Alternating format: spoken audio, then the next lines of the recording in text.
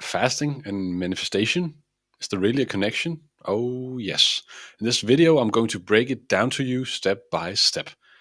In this field of manifestation, there's a lot of theory going around, and we have all read the same books. Oh, yes, the 5D is fine, Joe Dispenza meditations are fine, but there's a lot of broke people that are manifesting, and there's a lot of rich people that are not manifesting, and what to do about that. And I think a lot about that in my daily work. I'm a transformation coach here in Denmark, where I live, and I need to have something practical to give to my clients. It's not possible for me to tell them, read this book and better your life, because as a matter of fact, their life will not get better reading this book. They might have some slight realization, but I'm always about practical implementation. So in this video, I'm going to show you how you can fast and manifest faster. So let's dive into this, and it won't be long. So just give me a few minutes. I will keep it simple and I will keep it practical. And if you watch until the end, you will know exactly how to increase the rate of your manifestations. And especially if you are an entrepreneur looking to scale, stuck in stress, stuck in anxiety, watch this video because I will uh, touch on that. My clients are primarily entrepreneurs, and a lot of them do fasting. But the intro. I've studied manifestation for years, from neuroscience to ancient philosophy, and one overlooked principle keeps showing up. Your body is the gateway. It's very common in manifestation that you say you just need to think positively. But problem is that it's the universe does not pick up on your thoughts.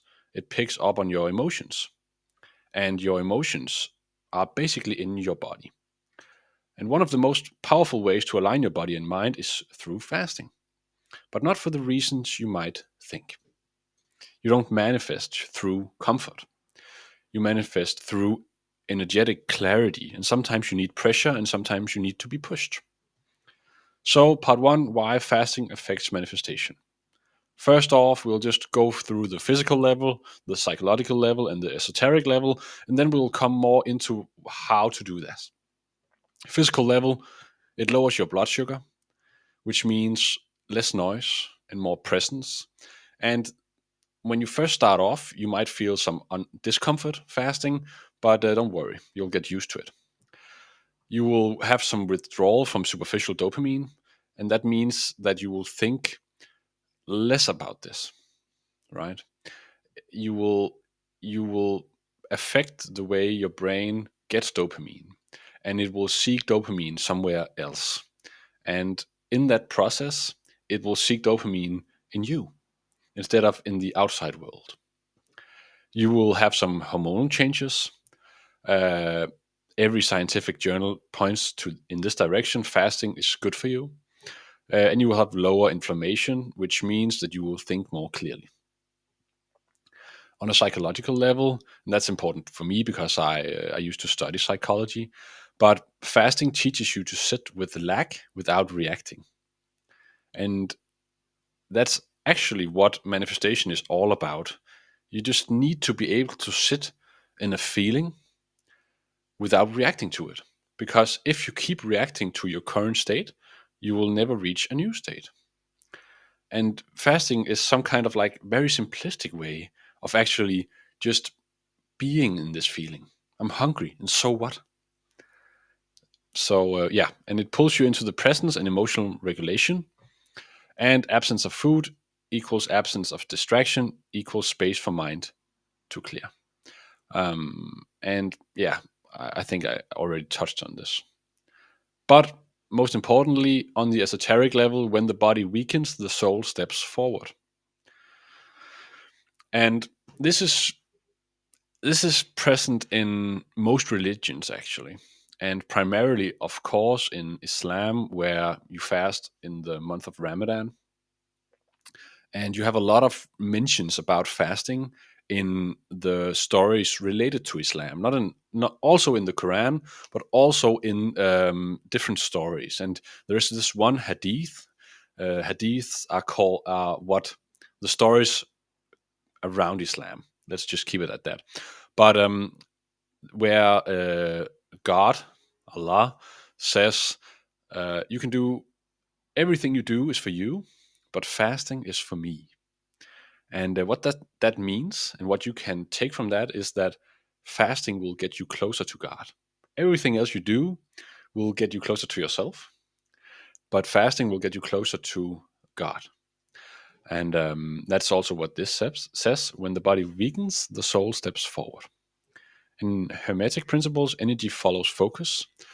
So when you withdraw energy from the senses, when you try to not put your energy in the outside world, the body will try to put the energy in the inside world. So it moves inward and hopefully upward. And fasting is a form of symbolic death. The body becomes silent and the spirit rises. And a lot of you guys will, I think, know this if you are used to fasting, that fasting does something very weird to you. And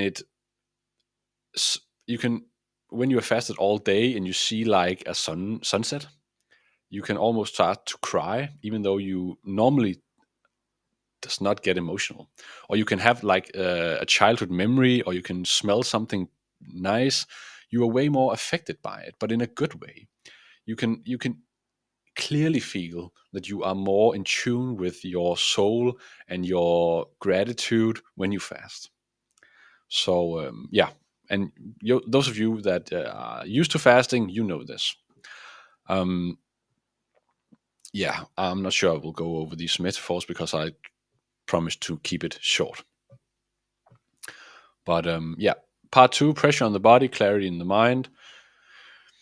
This is something I touch a lot on with my clients, that if they are stressed or anxious, do they need to work more? No, they need to work less. And if you work more, then let me just pull out this one. Then it's the same as if you have this radio and it's noisy and you turn up the volume. It will just increase the noise in your life. And you do not want that. If it's noisy, what do? Change the channel. Always change the frequency. So you need to work less and work more on alignment. And I've had multiple clients in my transcendence blueprint that went from working all time, making good money, but cutting their work in half, basically. Cutting it down to 20, 25 hours a week and increasing revenue, increasing profit, because there was suddenly room to think. But when do you get your best ideas? Because I get them in the sauna.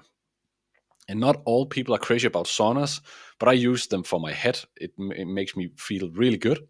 But I also use them to get like my most brilliant ideas. But you might know this as well.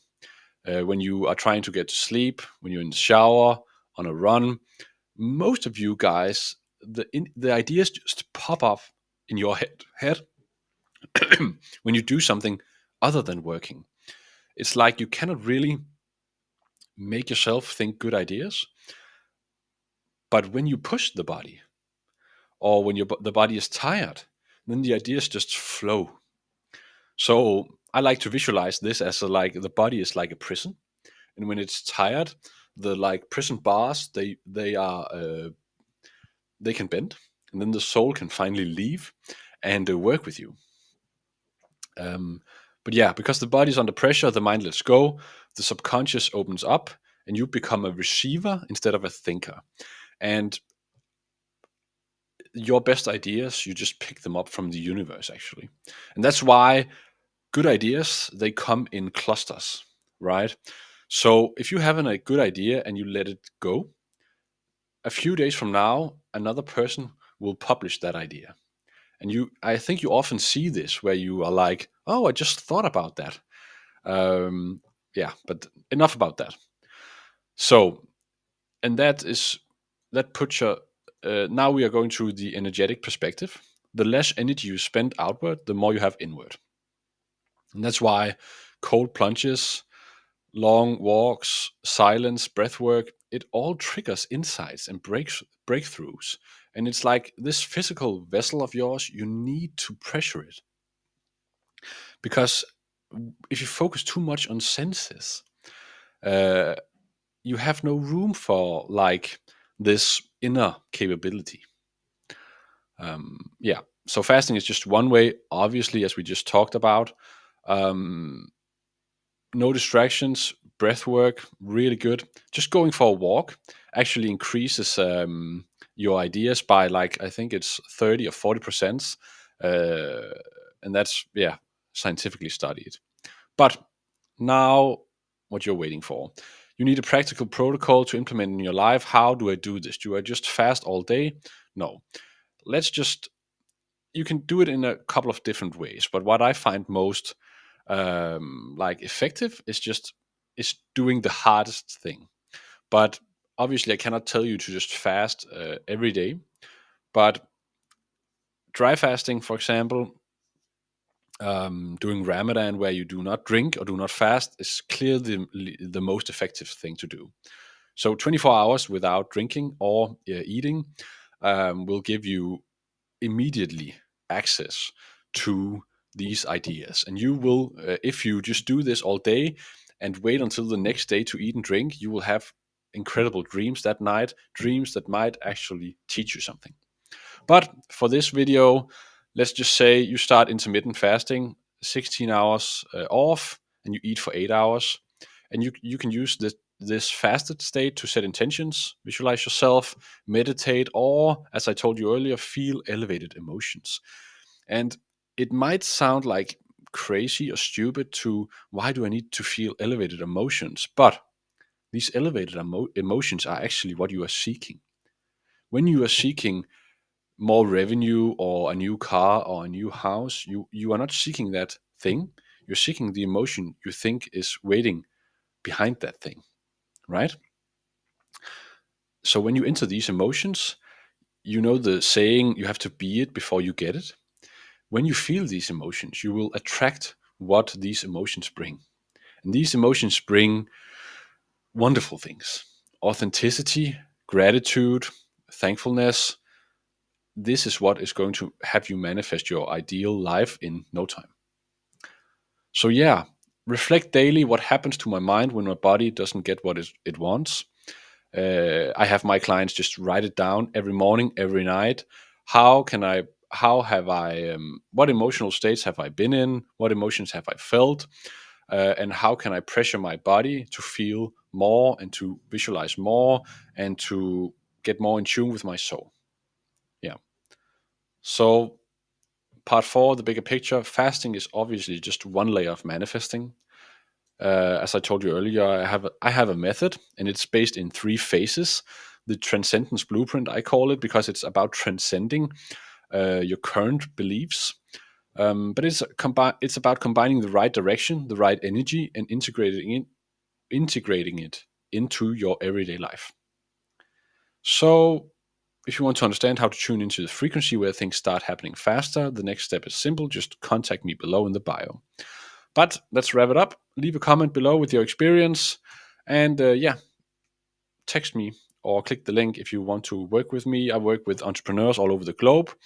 I used to study psychology. And now I work with entrepreneurs. And the reason why I do that is because I have been an entrepreneur myself for many years, and I know the struggle, know the stress, I know the anxiety, and I have like a very unique program and a way of working with entrepreneurs that requires no more hours. It actually requires you to work less, and it requires you to engage with me. So if you want to work closely with me the next 60 days, let's talk. Yeah, that's it. And in the next video, I'll talk more about manifestation at night. And that's very interesting because I have my clients do that as well. What happens if you wake up early in the morning and start manifesting, or early in the night? But I'll put a link here on the screen when that video is ready. Click it, watch it, become smarter. Thanks. And please subscribe to the channel if you want practical business manifestation advice, something you can implement every day to get closer to your ideal reality. Thank you. Bye.